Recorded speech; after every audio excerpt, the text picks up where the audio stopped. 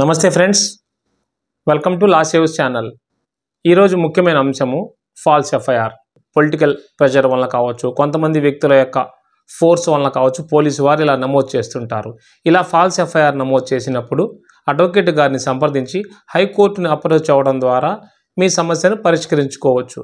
ఉదాహరణకు falls FIR నమోదైనప్పుడు advocate గారిని సంప్రదించి తగు ఎవిడెన్సెస్ వారికి ఇవ్వడం ద్వారా వారు హైకోర్టులో క్వాష్ పిటిషన్ ఫైల్ చేసి మిమ్మల్ని ఆ కేసు నుండి బయటపడేయడానికి అవకాశం కలిగిస్తారు.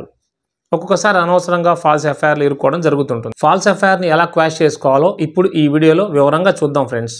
అడ్వకేట్ గారు హైకోర్టులో క్వాష్ పిటిషన్ దాఖలు చేసినప్పుడు జడ్జి గారి ముందు తగు వివరాలు ఆర్గ్యూ చేసినప్పుడు జడ్జి గారు ఈ ఫాల్స్ ఎఫ్ఐఆర్లో ఎంతవరకు నిజం ఉంది, నిజమా కాదా అని విచారించి వ్యక్తులకు ఆ పిటిషన్ గురించి విషయాలు తెలియపరుస్తారు. అనగా పిటిషన్ కొట్టివేయడం కానీ, అరెస్ట్ చేయొద్దని కానీ ఇలాంటి సూచనలు కోర్టు వారు పోలీసు వారికి చేస్తారు.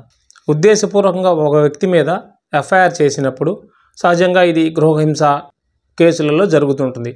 అటువంటప్పుడు హైకోర్టును సంప్రదించి క్వాష్ పిటిషన్ దాఖలు చేయడం ద్వారా ఆఫీసర్స్ మీద కానీ, పోలీసు వారి మీద కానీ చర్యలు తీసుకోవచ్చు.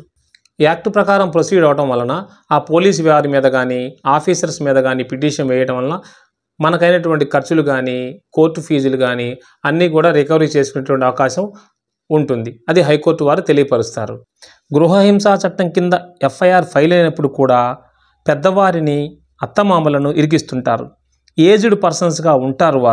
వారిని అరెస్ట్ చేసే అవకాశం ఉండదు. సుప్రీంకోర్టు జడ్జిమెంట్ ప్రకారం నోటీసులు ఇవ్వాలి. మరియు ఏజ్డ్ పీపుల్ హెల్త్ ప్రాబ్లమ్స్ ఉంటాయి కాబట్టి అవన్నీ చూపించడం ద్వారా హైకోర్టులో అడ్వకేట్ ద్వారా ఇవి చూపించడం ద్వారా పిటిషన్ వేసుకోవచ్చు. రెగ్యులర్గా అటెండ్ కాకుండా కోర్టుకి వారి యొక్క ప్రెజెన్స్ ఉన్నప్పుడు మాత్రమే వచ్చే విధంగా ఉంటుంది. ముఖ్యమైన వాటికి మాత్రమే వచ్చే విధంగా ఉంటుంది. ముఖ్యమైన ట్రయల్లో వారి ప్రెజెన్స్ అవసరమైనప్పుడే కోర్టుకి వచ్చే విధంగా రిలీఫ్ తీసుకునే అవకాశం ఉంటుంది ఫ్రెండ్స్. క్వాష్ పిటిషన్ ఎఫ్ఐఆర్ స్టేజ్లో చేసుకోవచ్చు. ఒకవేళ అప్పుడు చేయని పక్షంలో పోలీసు వారు ఇన్వెస్టిగేషన్ చేసి ఛార్జ్ షీట్ దాఖలు చేస్తుంటారు.